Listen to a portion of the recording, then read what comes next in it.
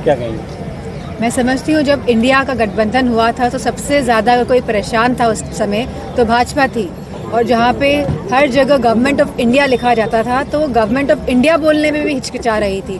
तो मैं समझती हूँ इंडिया गठबंधन जो है बहुत ही मजबूती के साथ पूरे देश में चुनाव लड़ रहे हैं और कट्टरता से लड़ रहे हैं। और मुझे खुशी इस बात की है कि लोगों का समर्थन लगातार इंडिया गठबंधन को मिल रहा है, और जिन प्रदेशों में रीजनल पार्टीज हैं, क्षेत्रीय दल हैं, उन प्रदेशों में लोगों का समर्थन उन क्षेत्रीय पार्टियों को भी मिल रहा है लगातार। मोदी जी लगातार यूपी में रैलियां कर रहे हैं। अभी इंडिया गठबंधन ने अपनी यूपी के फर्स्ट फेज सेकंड फेज के लिए भी कोई पहली एक भी रैली नहीं हुई, क्या कहेंगे?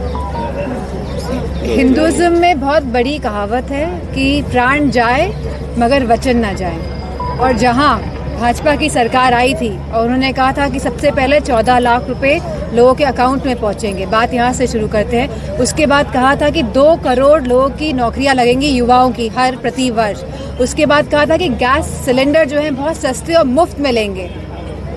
उसके बाद कहा था कि पेट्रोल डीजल के दाम कम कर दिए जाएंगे। तो इस तरह की बहुत सारी बातें कही गई, जहां कहा गया था कि जो बिजली की व्यवस्थाएं में सुधार लाया जाएगा, जहां कहा गया था कि आवारा पशुओं की जो परेशानियां हैं जिससे हमारा किसान त्रस्त है आज, उसमें भी सुधार किया जाएगा, उन परेशानियों को हटाया जाएगा। कहीं ना कहीं यह सरकार जो बातें कहती आई है उन सभी में विफल रही है, और मुझे पूरा भरोसा है कि लोगों का साथ, समर्थन और प्यार समाजवादी पार्टी के साथ है। मोदी जी फॉरेन कंट्री से कई वॉलंटियर बुला रहे हैं इलेक्शन में, लोकसभा चुनाव वोटिंग के लिए। ये उनका वॉलंटियर फॉर विदेश से वॉलंटियर बुला रहे हैं, इंडियन प्रवासी भारतीयों को बुलाया जा रहा है इंडिया में, ताकि बीजेपी का प्रचार हो सके। ये डर नहीं तो ये तो अच्छी बात है कि वो बुला रहे हैं, आना भी चाहिए।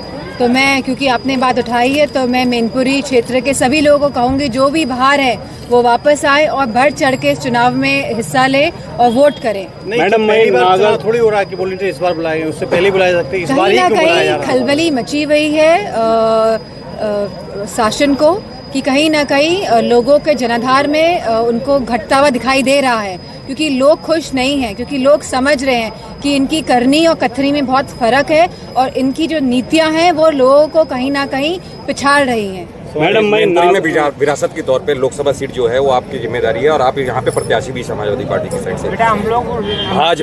भाजपा यहाँ के कैबिनेट मंत्री जयवीर सिंह को मैदान में उतारने वाली है। मेरा सवाल ये है कि जिस तरह से आप लगातार आरोप लगाते रहे, पार्टी आरोप लगाती रही, इंस्टीट्यूशन का दुरुपयोग होता रहा है, इस बार भी अगर कैबिनेट मंत्री जो अभी सरकार में है, कैबिनेट मंत्री वो प्रत्याशी हो रहे हैं, तो ऐसे में इंस्टीट्यूशन का दुरुपयोग होगा, आप किस तरह से लड़ेंगे चुनाव?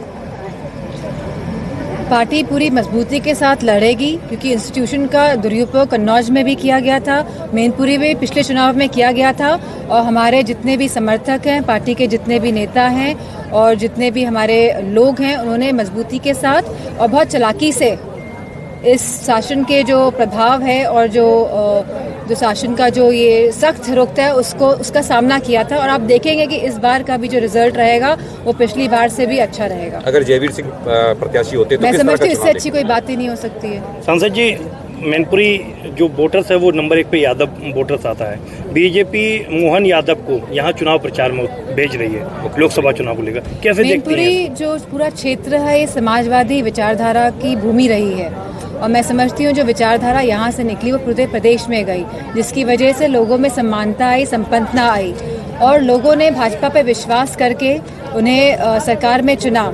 लेकिन जिन बातों के साथ चुना गया भाजपा को, उन सभी बातों में वो नाकामयाब कहीं ना कहीं साबित हुई है, और लोग त्रस्त हैं, परेशान हैं। और मैं समझती हूँ कि पूरा साथ, समर्थन समाजवादियों को यहाँ की जनता का मिलेगा।